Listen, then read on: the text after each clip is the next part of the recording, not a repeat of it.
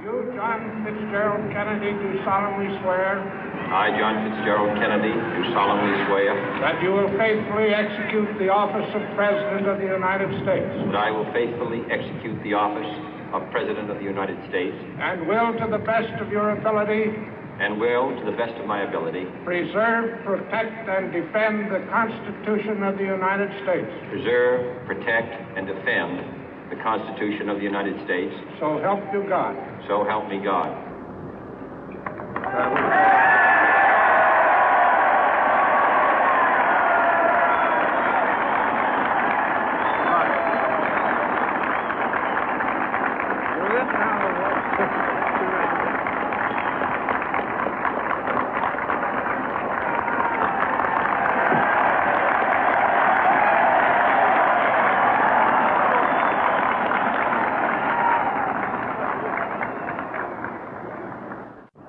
Vice President Johnson, Mr. Speaker, Mr. Chief Justice, President Eisenhower, Vice President Nixon, President Truman, Reverend clergy, fellow citizens. We observe today not a victory of party, but a celebration of freedom, symbolizing an end as well as a beginning, signifying renewal as well as change. For I have sworn before you and Almighty God the same solemn oath our forebears prescribed nearly a century and 3/4 ago. The world is very different now, for man holds in his mortal hands the power to abolish all forms of human poverty and all forms of human life. And yet the same revolutionary beliefs for which our forebears fought are still at issue around the globe. The belief that the rights of man come not from the generosity of the state, but from the hand of God. We dare not forget today that we are the heirs of that first revolution. Let the word go forth from this time and place to friend and foe alike that the torch has been passed to a new generation of Americans born in this century, tempered by war, disciplined by a hard and bitter peace, proud of our ancient heritage, and unwilling to witness or permit the slow undoing of those human rights to which this nation has always been committed and to which we are committed today at home and around the world.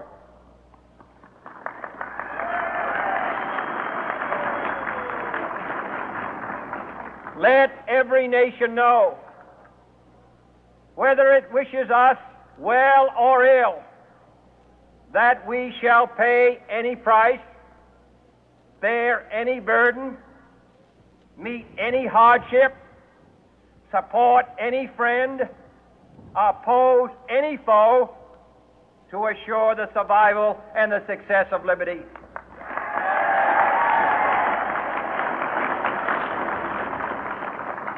This much we pledge and more.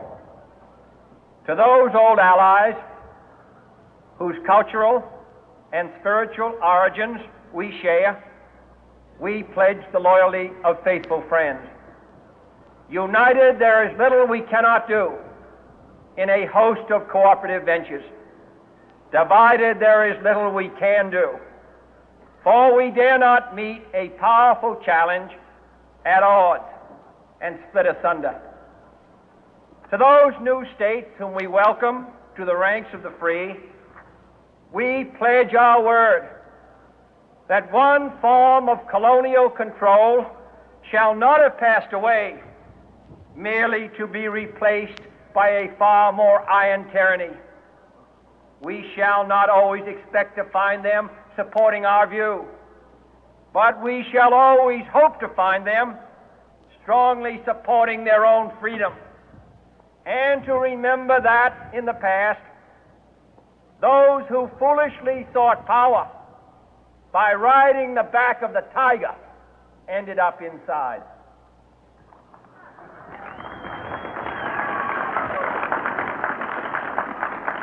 To those people in the huts and villages of half the globe struggling to break the bonds of mass misery, we pledge our best efforts to help them help themselves for whatever period is required, not because the communists may be doing it, not because we seek their votes, but because it is right.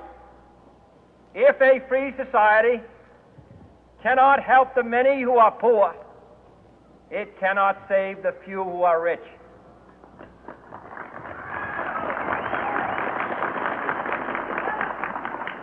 To our sister republics south of our border, we offer a special pledge to convert our good words into good deeds, in a new alliance for progress, to assist free men and free governments in casting off the chains of poverty.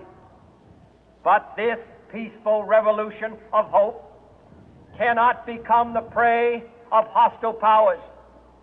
Let all our neighbors know that we shall join with them to oppose aggression or subversion anywhere in the Americas. And let every other power know that this hemisphere intends to remain the master of its own house.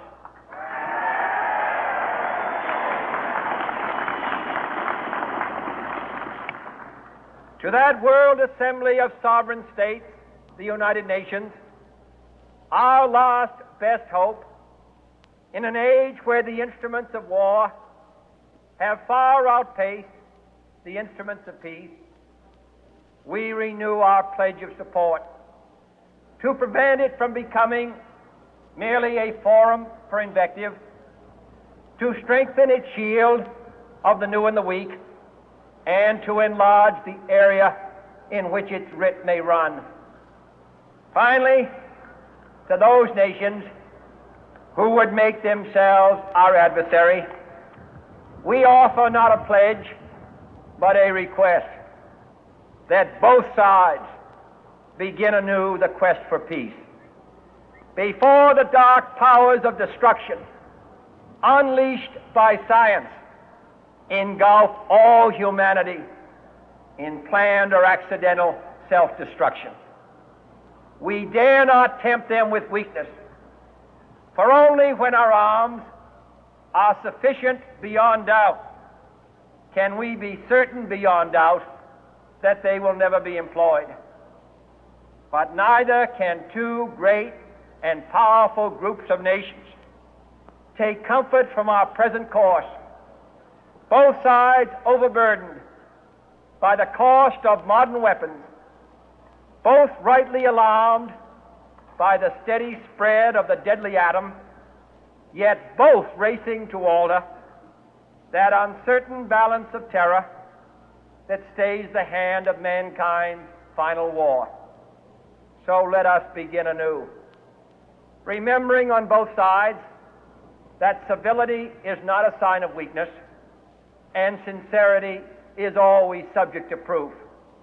Let us never negotiate out of fear, but let us never fear to negotiate.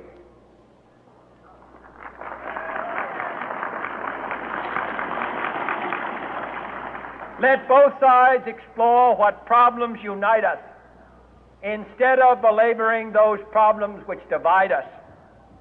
Let both sides, for the first time, formulate serious and precise proposals for the inspection and control of arms, and bring the absolute power to destroy other nations under the absolute control of all nations.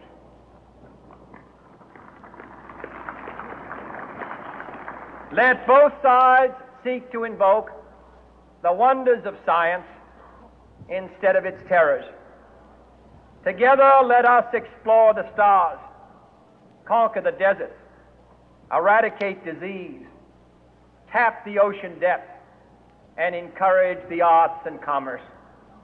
Let both sides unite to heed in all corners of the earth the command of Isaiah to undo the heavy burden and let the oppressed go free.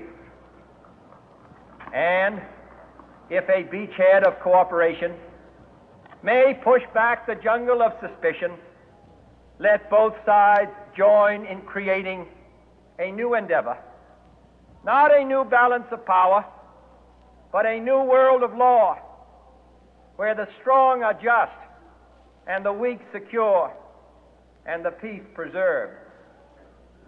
All this will not be finished in the first 100 days, nor will it be finished in the first 1,000 days, nor in the life of this administration, nor even perhaps in our lifetime on this planet.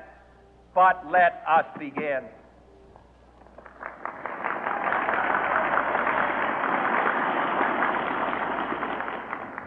In your hands, my fellow citizens, more than mine, will rest the final success or failure of our course.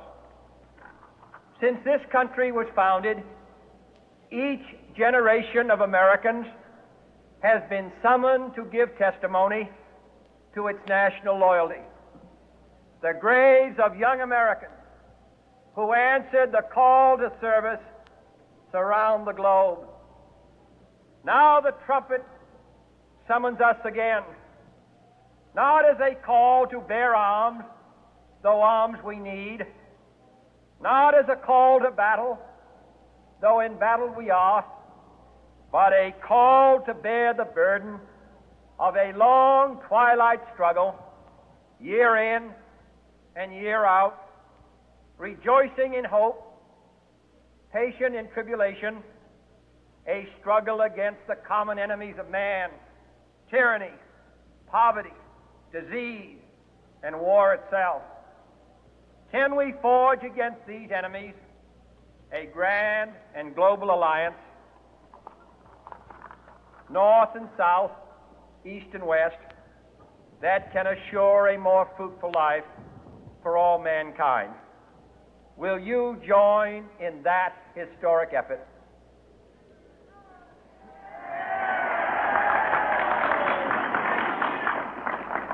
In the long history of the world, only a few generations have been granted the role of defending freedom in its hour of maximum danger.